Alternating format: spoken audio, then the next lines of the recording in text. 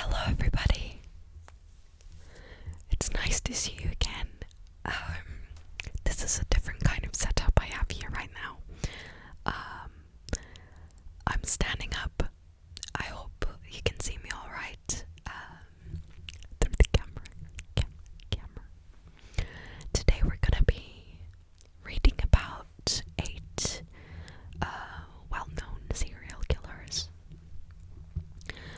And yeah, my name is Laurel Dreams ASMR, and I hope if you're new here that you would subscribe to my channel. And if you already subscribed, thank you so much. Let's get into it, shall we? And sorry for me holding the microphone. There is no other way that I can do a close-up whispering today with this angle that I wanted to try out without holding it in my hand. So this is 8 of history's most notorious serial killers.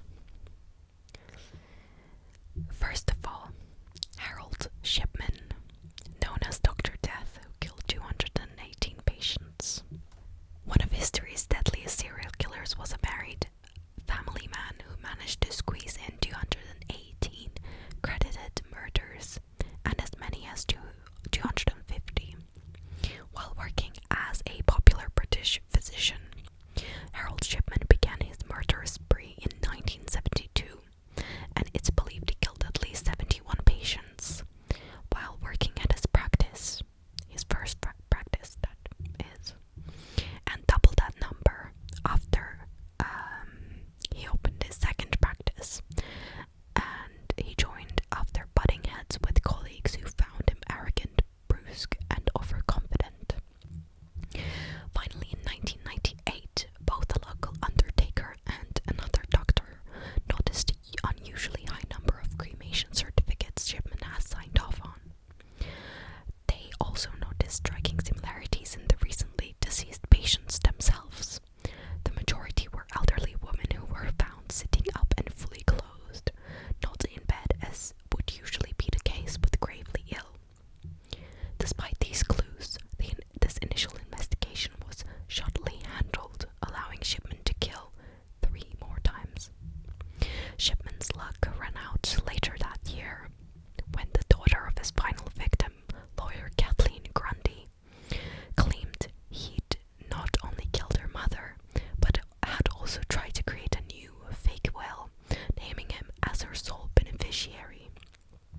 Unlike his earlier victims, Grundy had not been cremated, and an autopsy revealed lethally high levels of diamorphine, the drug Shipman used for most of his killings.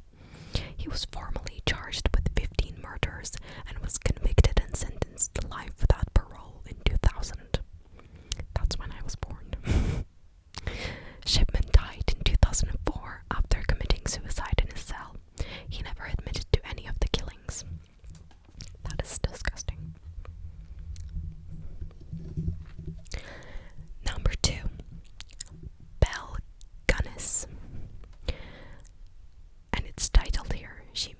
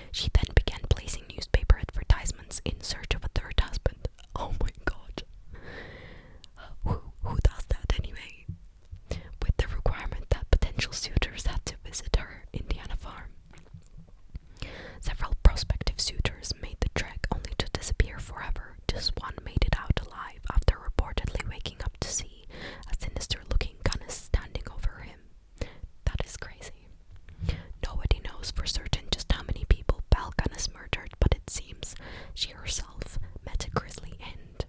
In February 1908, a fire devastated the farm. Amongst the wreckage were the bodies of Gunness's remaining children and the decapitated corpse of a woman. Although officials identified the remains as Gunness's, doubt quickly spread as the body was much smaller than the tall, heavy-set Belle. The search for her missing head, which never turned up, led to the gruesome discovery of almost a dozen bodies, including the missing suitors and several children. Ray Lamphere, a former farmhand that she had fired a few years earlier and later claimed was threatening her life, was arrested and tried for the crimes but was only convicted of arson. Belle's true fate remains unknown, although unverified sightings continued for decades after her death. Wow. Number 3. Ed Gein. This is, I'm pretty sure he had lots of movies about him as well. The man whose Maycamber, I don't know, and horrific acts helped inspire Psycho, Silence of the Lambs, and the Texas Chainsaw Massacre. I've never seen any of those, and I don't think I will. Although I like horror movies, I don't want to watch those, not those particular ones, because I know that the Texas Chainsaw Massacre is horrible. So, he was an abused child of an alcoholic father and a puritanical and domineering mother who instilled in her son a pathological fear of both women and sex. And he grew up in an isolated area of Wisconsin. When his father, brother, and mother died within a 5-year period, he was left alone at the family farm, where he eventually cordoned off parts of the house, turning into a shrine of sorts to his mother. You should never leave mentally fucked people like that, I think. Just things get even worse. 13 years later, local police arrived at the farm, following up on a tip regarding missing hardware store owner Bernice Wharton. They discovered Wharton's headless corpse hanging upside down from the rafters. Their search of the property revealed a haul of horrors that included human body parts turned into household items such as chairs and bowls, vases used as wall hangings, and a vest made up of a human torso. So he loved decorating his house with the victims. Many of these gruesome items were from already dead bodies that Gein had stolen from their graves. But he had murdered one other woman in addition to Wharton. He claimed that he was using the body parts to assemble a new version of his beloved mother. Like Frankenstein. But even worse. Gein was diagnosed with schizophrenia and declared unfit for trial. A decade later, he was convicted of one of the murders but was declared insane at the time of the crime. He spent the rest of his life in a mental hospital. Wow. Number 4. John Wayne Gacy.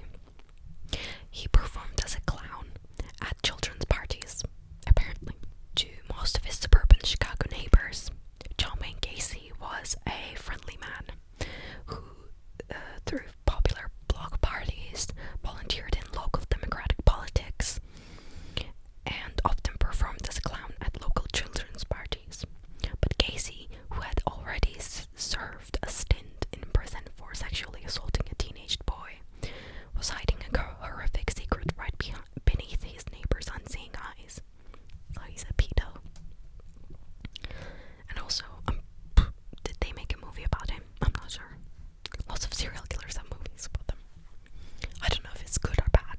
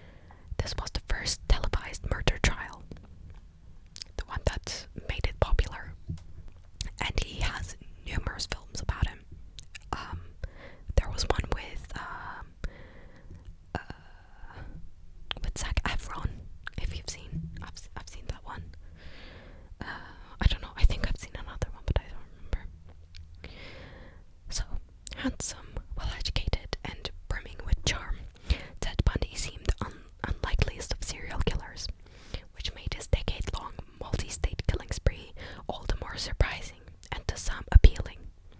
Born to an unwed teenage mother, Bundy never learned his father's identity and was raised believing that his grandmother was actually his mother, and his mother actually his sister. Following a difficult adolescence, Bundy graduated from the University of Washington and soon embarked on his murderous spree, killing his first victim in Seattle in 1966.